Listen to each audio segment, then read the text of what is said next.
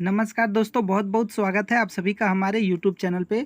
आज के इस वीडियो में हम लोग क्लास 12th फिजिक्स का वीवीआई क्वेश्चंस करने वाले हैं। जो बच्चे कंपार्टमेंट एग्ज़ाम इस बार देने वाले हैं 2024 में, झारखंड बोर्ड से बहुत बच्चे इस बार फेल हो गए हैं, ज़्यादातर फिजिक्स में फेल हुए हैं। उनके लिए ये वीडियो बहुत ही इंपॉर्टेंट होने वाला है। एक बच्चा कमेंट कर रहा था कि कंपार्टमेंट एग्ज़ाम में झारखंड बोर्ड जो क्वेश्चंस पूछता है वो कहाँ से पूछता है। तो आपको बता दें, जो तो 2024 में आपका जो फाइनल एग्ज़ाम से पहले जो सिलेबस जारी किया गया था, जिन जिन चैप्टर का सिलेबस था झारखंड बोर्ड ने जारी किया था, उसी सिलेबस से क्वेश्चंस पूछे जाएंगे। और हम जो आपको क्वेश्चंस करवा रहे हैं आपका सिलेबस का ही करवा रहे हैं। और आपको हम बता दें कि हमारे चैनल हम आपके लिए 200 क्वेश्चंस का पीडीएफ लाए हैं, जो कि ऑब्जेक्टिव क्वेश्चंस है। और ये जो पीडीएफ है आपके सिलेबस का है, तो आप ये पीडीएफ ज़रूर खरीदें। इस नंबर पर हमें व्हाट्सअप करें। और पीडीएफ का रेट बस 49 रुपया रखा गया है, 49 रुपीज़। ठीक है। क्वेश्चन जो है हिंदी और इंग्लिश दोनों में अवेलेबल है। तो हिंदी मीडियम से जो एग्ज़ाम दे रहे हैं वो भी ले सकते हैं, और जो इंग्लिश मीडियम में दे रहे हैं वो भी ले सकते हैं।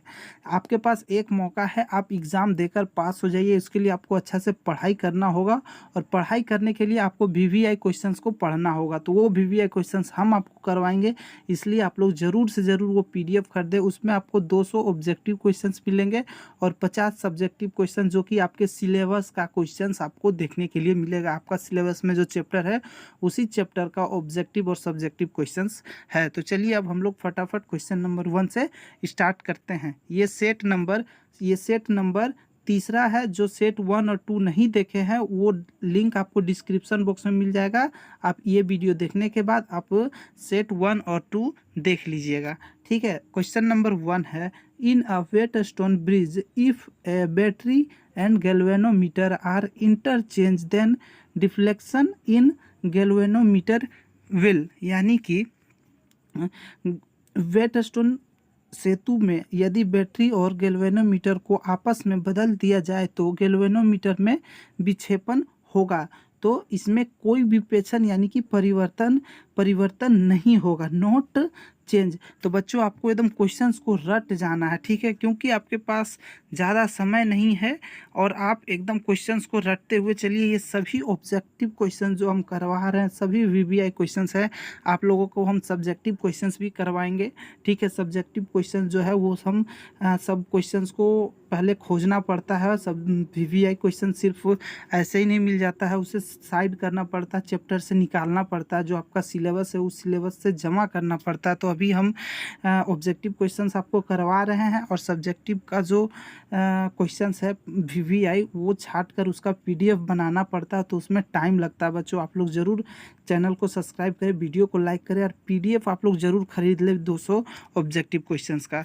देखिए अगला क्वेश्चन है 2 number, the equivalent resistance of register in parallel combination. यानी कि समांतर संयोजन में प्रतिरोधों का कुल प्रतिरोध क्या होता है, तो घट जाती है। ठीक है, डिक्रीजेस। ठीक, इसका बी सही उत्तर हो जाएगा। अगला प्रश्न है 3 नंबर हम लोगों का, the resistivity of alloy manganin is. यानी कि मिश्र धातु मैग्नेनिन का प्रतिरोधकता क्या होता है, तो ये नियरली इंडिपेंडेंट ऑफ टेम्परेचर। यानी कि तापमान से निर्भर नहीं करता है। ठीक है, तापमान से निर्भर नहीं करता है। तो ये इसका सही उत्तर हो जाएगा। अगला प्रश्न है हम लोगों का 4 नंबर, इफ एन सेल है। ठीक है, each of EMF E and internal resistance R are connected in parallel, then the total EMF and internal resistance will be। यानी यदि विद्युत वाहक बल E और आंतरिक प्रतिरोध R के N सेल समांतर से जुड़े हुए हैं, तो कुल विद्युत वाहक बल और आंतरिक प्रतिरोध होगा। तो क्या होगा, E बराबर E, यानी कि E हो जाएगा ईएमएफ यानी इंटरनल रेजिस्टेंस, और बटा में आर बटा एन। तो ए इसका सही उत्तर हो जाएगा। अगला प्रश्न है 5 number, the relativity of material of a conductor depend on. यानी कि किसी चालक के पदार्थ की प्रतिरोधकता निर्भर करती है, तो वो तापमान पर, ठीक है, टेम्परेचर पर निर्भर करती है। सी इसका सही उत्तर हो जाएगा। अगला प्रश्न है हम लोगों का 6 number, Kirchhoff's law rule is based on conservation of, यानी कि किर्चॉफ का लूप, ठीक है, नियम किसके संरक्षण पर आधारित है, तो वो एनर्जी पर आधारित है। किस पर? ऊर्जा पर आधारित है, किर्चॉफ लॉ का नियम। अगला प्रश्न 7 number, at room temperature nickel show ferromagnetic properties if the temperature is increasing above the Curie's temperature it will show, यानी कि ये जो शो करता है वो पैरामैग्नेटाइज्म शो करता है, यानी कि कमरे के ताप पर निकल, ठीक है, निकल को Ni से डिनोट किया जाता है, लो चुंबकीय गुण दर्शाता है। यदि ताप को क्यूरी ताप से अधिक बढ़ा दिया जाए तब यह अनुचुंबकत्व दिखाएगा, ठीक है, इसका ए सही उत्तर हो जाएगा। अगला प्रश्न हम लोगों का 8 number, a small piece of substance born near a strong magnet, ठीक है, if a piece of matter is repelled by a magnet then what is this matter, तो ये एंटी मैग्नेट, ठीक है, एक पदार्थ के छोटे टुकड़े को शक्तिशाली चुंबक के पास लाया जाता है। यह पदार्थ का टुकड़ा चुंबक से प्रतिकर्षित होता है, तो यह पदार्थ क्या है, तो यह पदार्थ एंटी मैग्नेट है, ठीक है, क्या है? एंटी मैग्नेट यानी प्रतिचुंबकीय, ये ठीक है, प्रतिचुंबकीय यहाँ पर होगा, प लिखा गया लेकिन यहाँ प्रतिचुंबकीय होगा, बी इसका सही उत्तर हो जाएगा। अगला प्रश्न है 9 नंबर हम लोगों का, व्हाट इज लोरेंज फोर्स, यानी कि लोरेंज बल क्या है, तो चुंबकीय क्षेत्र में गतिमान आवेश पर बल जो होता है वो लोरेंज बल कहलाता है, लोरेंज फोर्स। अगला प्रश्न है हम लोगों का 10 number, mention SI unit of magnetic field, चुंबकीय क्षेत्र का एसआई बताइए, तो इसका एसआई इकाई जो होता है वो होता है टेस्ला, ठीक है, टेस्ला, बी इसका सही उत्तर हो जाएगा। अगला प्रश्न हम लोगों का 11 number, what is effect of increasing the number of turn on magnetic field produce due to circular, तो सर्कल जो है, यानी कि ये जो सर्कल है वो इंक्रीज यानी कि बढ़ेगा, ठीक है, वृत्ताकार कुंडली के कारण उत्पन्न चुंबकीय क्षेत्र पर फेरों की संख्या बढ़ाने का क्या प्रभाव पड़ता है, यानी बढ़ता है, ठीक है, बढ़ने का क्या प्रभाव पड़ता है, तो बढ़ता है। अगला प्रश्न है हम लोगों का 12 number, an electron entered perpendicular to a uniform magnetic field the path of the electron will be, यानी कि सर्कुलर, ठीक है, क्या हो जाएगा? सर्कुलर, ठीक, एक इलेक्ट्रॉन एक समान चुंबकीय क्षेत्र के लंबवत प्रवेश करता है, इलेक्ट्रॉन का पथ होगा, तो इसका जो पथ होगा वो वृत्तीय होगा, ठीक है, वृत्तीय।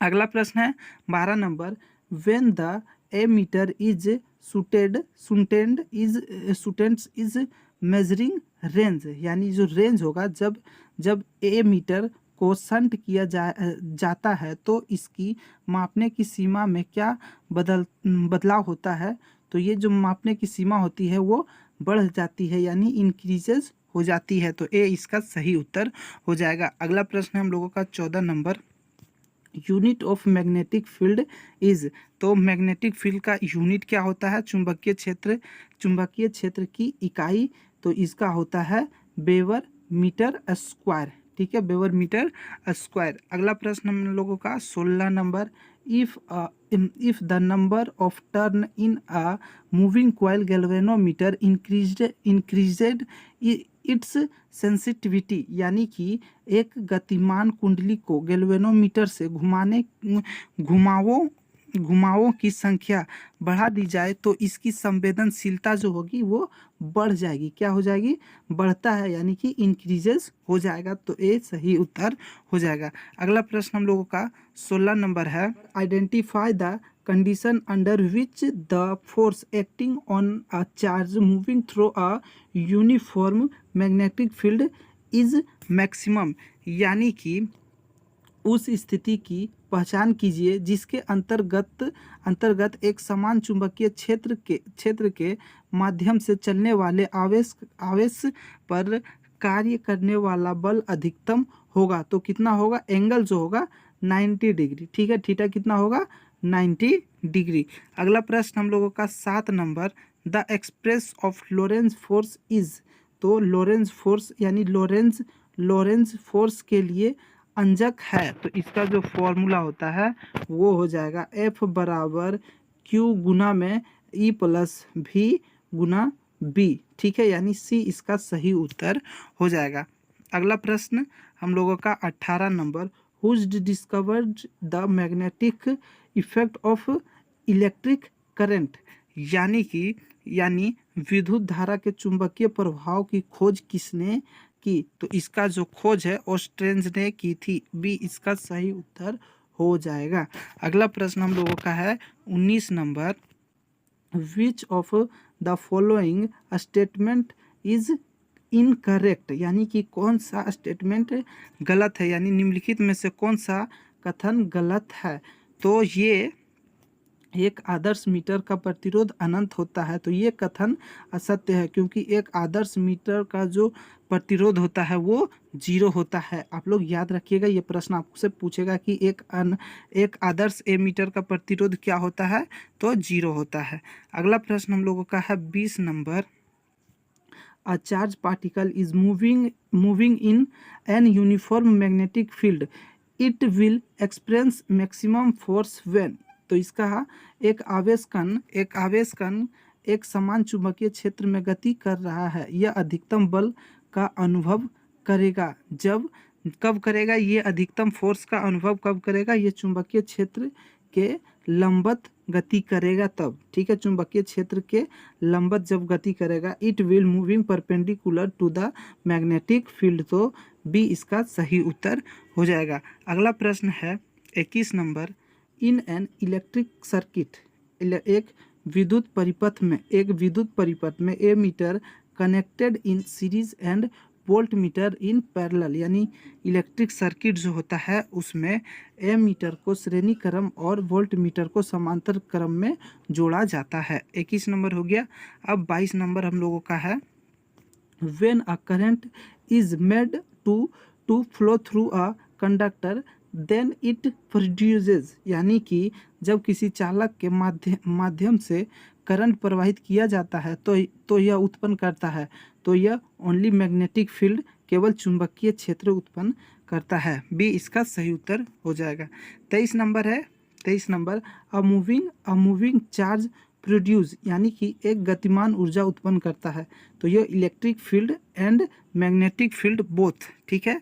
यानी कि विद्युत और चुंबकीय क्षेत्र दोनों उत्पन्न करता है। सी इसका सही उत्तर हो जाएगा। अगला प्रश्न है बच्चों हम लोगों का 24 number, a current carrying coil acts as a magnetic dipole if area of the coil is a magnetic moment is m, then current flowing through the coil। यानी एक विद्युत धारा प्रवाहित वाला कॉइल चुंबकीय द्विध्रुव के रूप में कार्य करता है यदि कुंडल का क्षेत्रफल एक ए और चुंबकीय अघूर्णन है, तो कुंडली में बहने वाली धारा है, तो इसका हो जाएगा m/a, ठीक है, m/a, यानी ए इसका सही उत्तर हो जाएगा। अगला प्रश्न हम लोगों का है बच्चों 25 number, the resistivity of alloy manganin is. यानी कि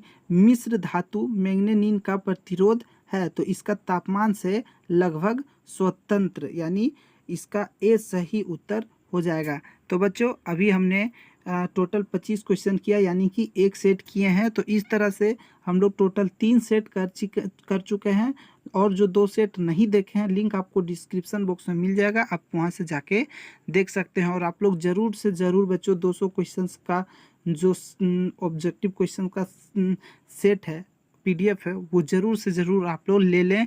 इस नंबर पे व्हाट्सअप कीजिए, उसके बाद आपको 49 रुपये लगेगा, पेड करना है, उसके बाद आपको तुरंत पीडीएफ सेंड किया जाएगा।